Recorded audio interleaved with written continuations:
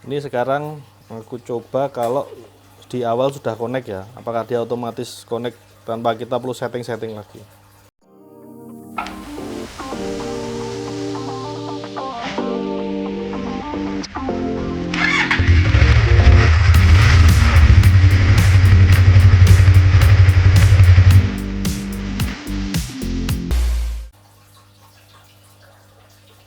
Ini aku mau nunjukin ke kalian cara konektivitas dari HP Android ke Android CarPlay yang ada di motor ini.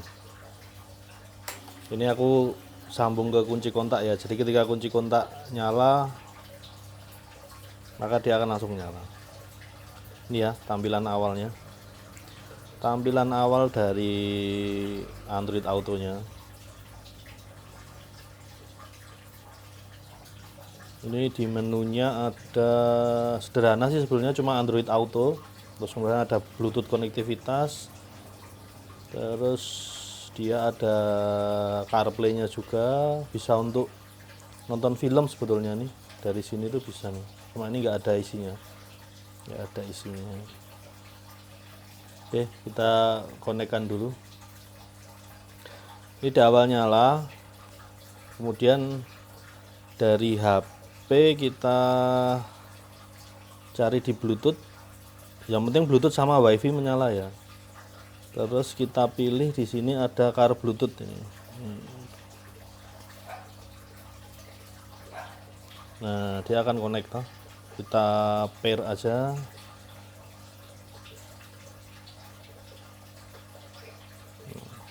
Dia akan searching di sini low.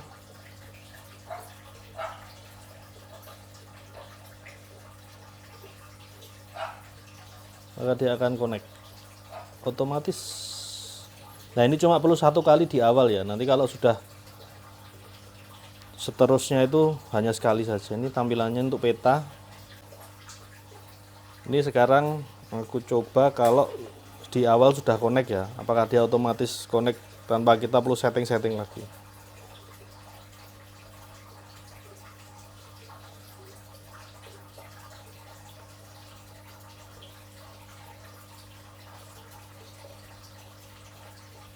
Ya, dia otomatis, tidak perlu kita setting ulang lagi. Jadi cukup masukkan HP kita di tas atau di saku, udah bisa langsung kita gunakan.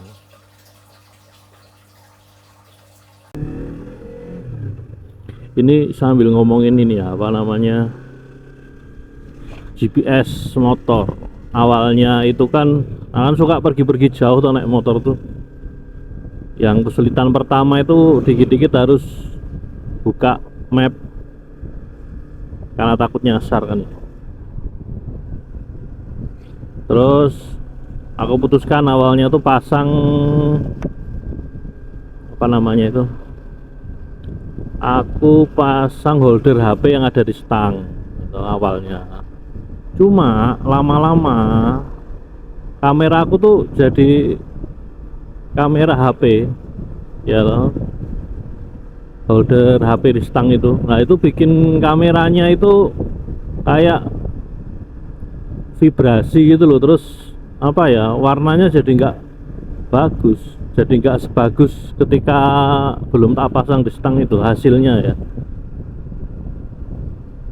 Nah, itu kendalanya kalau pasang HP itu kan. Terus nyari mounting HP yang ada dampernya itu, jadi dia tuh tahan getaran. Nah, ternyata ada merek bagus itu, saya nggak tahu mereknya apa itu, yang dia quick release itu, karena gampang dibongkar pasang. Ternyata harganya itu sekitar 1 jutaan. Wah, mahal. Bagiku mahal kalau untuk beli holder HP di motor yang harga segitu. Nah, akhirnya aku searching itu nemu yang namanya Android Auto itu loh, display yang bisa dipasang di motor. Nah, akhirnya aku beli itu. Aku beli nggak ada merek, cuma serinya tuh MT-02 kalau nggak salah.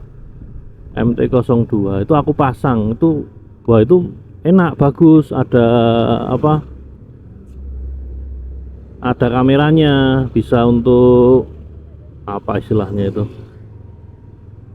dashcam ya, dashcam, bisa untuk lihat kalau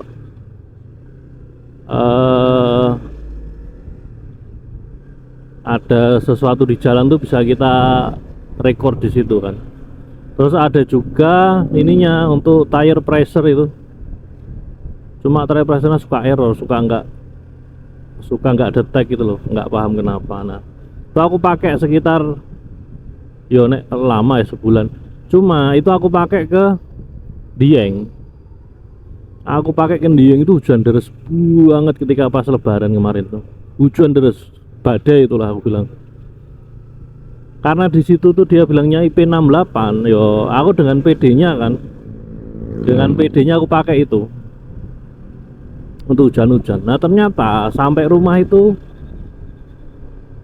LCD-nya tuh mati, lampu LCD. Jadi kan di LCD itu displaynya itu ada lampunya. Nah lampunya tuh mati yang sebelah kanan, jadi redup gitu kan. Terus lama-lama itu garis, layarnya tuh bergaris itu kan, terus warnanya redup. Nah aku cek kan, ternyata di belakang sambungannya itu cuma dari karet ya. Jadi sambungan apa, bukan sambungan, dia kabel yang keluar dari device-nya itu cuma ditahan karet. Nah karena kena panas kan, karet itu kan getas terus lepas itu loh, jadi dia sudah nggak gigit lagi di device-nya. Terus air masuk dari situ ternyata. Wah itu konslet. Padahal aku beli harga berapa itu ya, awal beli itu harga 2 jutaan lah, 2 juta lebih lah. Nah itu rusak.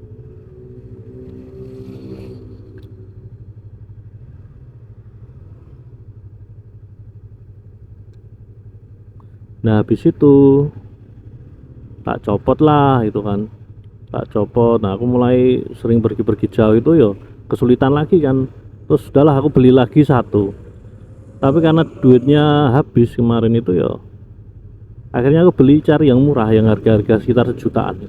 Itu aku beli pre-order berapa ya, seminggu kayaknya, pre-order seminggu itu dapatlah barang, harganya cuma nggak sampai sejuta. Itu harganya tuh sekitar 630.000, tapi cuma untuk displaynya ya. Ini sekarang tak pasang ini, besarnya 5 inch, itu nggak ada webcam, webcam apa namanya, dashcamnya nggak ada. Terus ya nggak ada, cuma bisa untuk display saja, bisa CarPlay, bisa Android Auto. Itu harganya sekitar 680 kalau nggak salah ya, aku lupa. Itu beli di Shopee itu. Mungkin sekarang udah sejutaan itu aku lihat harganya, yang tipe kayak gini nih.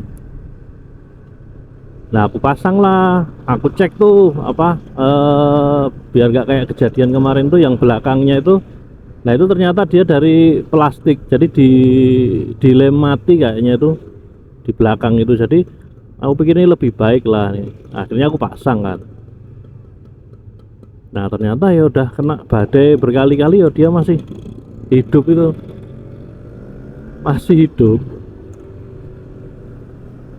Cuma ya itu karena kecil toh. Kemarin aku beli itu displaynya besar, itu yang 7 inch boy ya, yang awal itu aku beli. Nanti aku lihat ada kok itu fotonya tuh. Aku beli nih yang cuma harga nggak sampai sejuta lah, itu malah worth it ya. Tapi cuma untuk display aja, nggak ada ya. Aku juga nggak butuh juga untuk apa, dashcam itu untuk apa juga, nggak ada gunanya juga buat itu. Karena masangnya juga harus motornya jadi kelihatan nggak estetik juga, harus bolong bodi lah apalah, itu kan nggak menarik bagiku. Dari aku pasang inilah sampai sekarang. Nah itu dari segi positifnya ya, jadi positifnya tuh aku jadi nggak kesulitan juga lihat peta, karena tinggal di HP aja dia udah connect kan ke ini kan. Dia bisa untuk Spotify juga, bisa untuk bales WhatsApp tapi lewat suara. Jadi kita eh ketika kita nggak perlu baca WA, sebelumnya WA itu nanti dibacakan sama device-nya ini. Terus nanti kita balasnya juga lewat suara, sama dia nanti jadikan tulisan. Nanti kalau mau kirim tinggal kita bilang kirim gitu, nah, dia udah kirim sendiri. Spotify bisa. Nah, ini plusnya juga yang ini, yang seri ini, yang 5N ini, yang murah ini bisa untuk muter video. Bisa untuk muter video, cuma nggak tahu videonya ukuran berapa. Yang aku pernah putar tuh yang 720p itu bisa. Kayaknya 1080 bisa juga ya, yang Full HD itu. Nah, cuma kita harus download filmnya, kita simpen di MMC. Nah, pas beli itu kita sudah dapat MMC nya, dapat 32 GB kalau nggak salah, cuma atau merek Cina juga.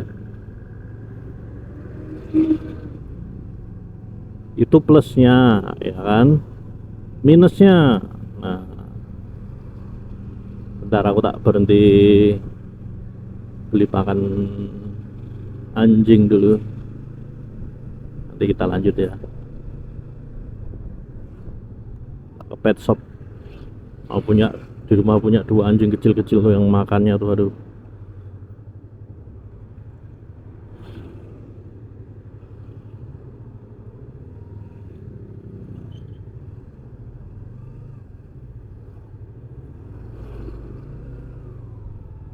Ini by the way aku sambil nyoba kamera ya, nanti kalau hasil videonya jelek ya maaf, dimaafkan. Kita lanjut dulu.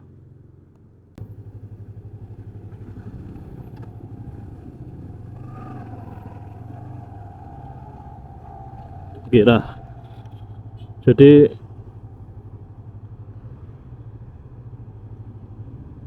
plusnya itu,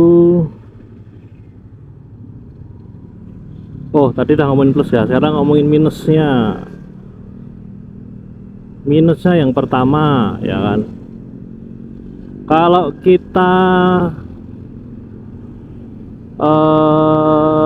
buka mapnya dari HP ya, kemudian kita menentukan arahnya dari HP, dari ponsel, itu nanti kalau di mode mengemudinya itu adalah mobil apa motor, itu dia tidak mau connect. Nah, jadi mode mengemudinya itu tetap harus pakai mobil. Nah, itu kelemahannya. Jadi bedanya apa sih mobil sama motor itu? Nah, kalau mobil maka Google Map itu akan mengarahkan kita di jalan yang pakai mobil. Bisa masuk tol, bisa lewat jalan raya. Jadi kalau kita mau ngebolang motoran naik jalan-jalan yang kecil, itu sama Google tidak ditampilkan. Itu kalau mobil. Nah, kalau kita pakai mode motor, nah itu mau kita jalan off-road, mau kita jalan apa, Google Map akan tetap menampilkan. Bedanya di situ. Nah, gimana caranya untuk mengatasi itu? Nah, ini. Jadi kelemahannya, tapi ada cara mengatasinya. Mengatasinya adalah yang pertama, kita harus menentukan dulu di awal ya toh, jalan-jalan yang mau kita lalui gitu kan. Jadi umpamanya nih ya, kita pakai mode mengemudi mobil, kan jalannya jelas tuh, sudah langsung ada yang tol. Nah, itu yang pertama dilakukan adalah mematikan untuk jalan raya atau jalan tolnya itu kita matikan aja. Kemudian pilih juga pilihan di situ ada apa namanya ya, hindari jalan raya. Jadi nanti Google akan mencarikan jalan yang mungkin masih dilalui mobil ya, masuk akal untuk dilalui mobil, tapi jalannya nggak begitu besar, itu dia masih masuk.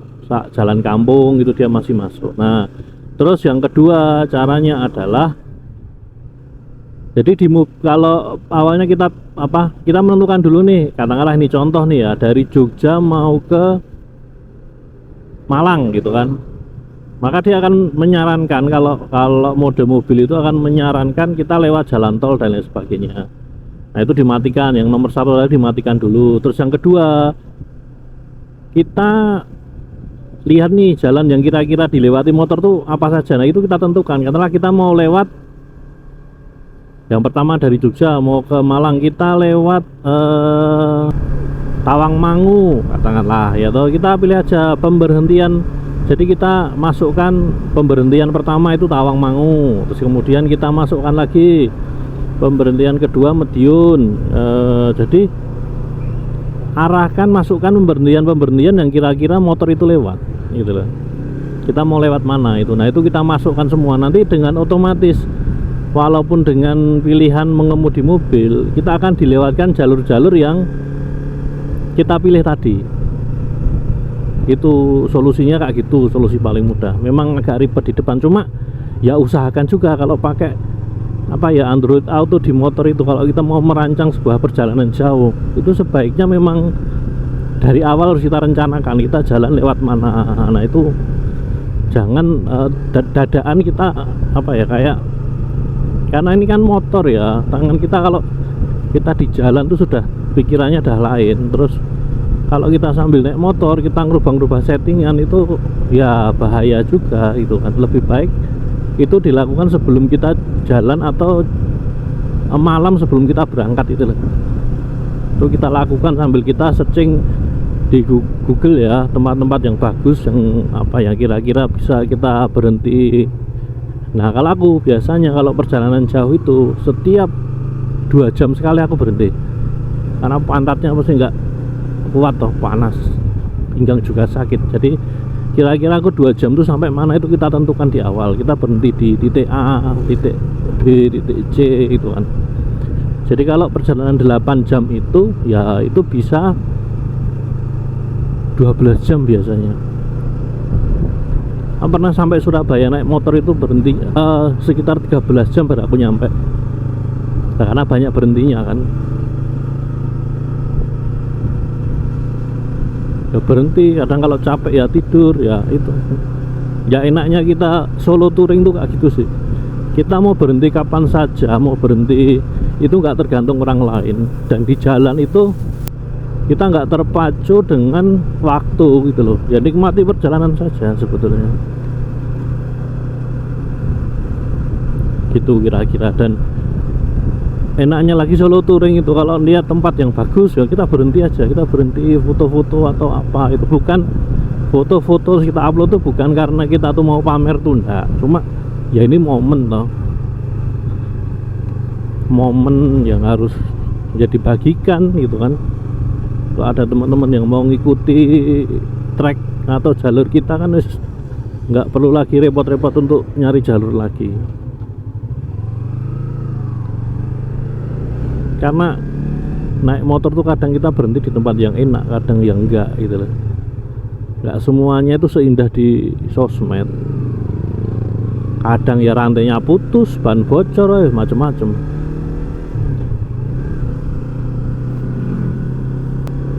Tapi ya enaknya gitu kalau solo touring itu enak. Ada enak dan enggak enaknya ya. Enaknya itu kita mau apapun terserah kita yang rancang, kita yang menjalani. Tapi enaknya itu kalau bareng-bareng itu yo kebersamaan yang pertama. Kalau dua, kalau ada apa-apa di jalan tuh ada yang nolongin gitu. Nah itu terus ya rame, jadi kita punya banyak punya banyak pilihan gitu loh yang bisa kita pilih. Tapi yo nggak enaknya kalau banyak pilihan tuh terlalu banyak orang berpendapat tuh kita jadi nggak sesuai dengan harapan kita ya harus pandai mengalah gitu teman-teman.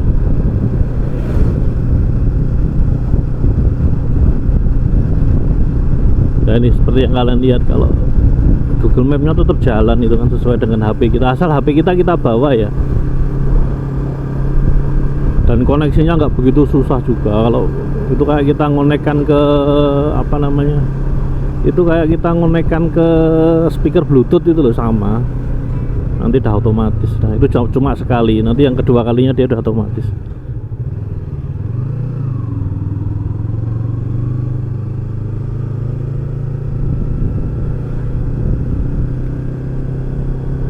Itu teman-teman. Oke, sekian dulu video yang tidak berguna ini. Jangan lupa subscribe ya. Kalau ingin membuang waktu kalian, subscribe, Jangan lupa subscribe, komen, share, like. Terima kasih, bye bye.